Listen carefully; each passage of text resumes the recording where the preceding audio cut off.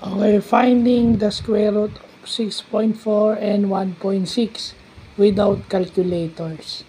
So, alam naman natin, pag minove natin to the right yung 6.4, pag minove natin yung decimal point ng 6.4 to the right, 64 na yan. At yung 1.6, decimal point to the right, 16. So, perfect square na yan. So, madali. So, pwede natin siyang isulat as 64, square root of 64 over square root of 10. Yan. Ganyan pala yan. And then, rationalizing the denominator para matanggal yung radical sign.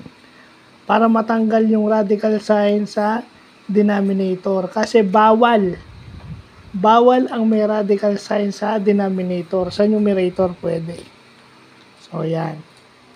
So, i-rationalize lang natin yung yung denominator by multiplying it by square root of 10 over square root of 10. Diba?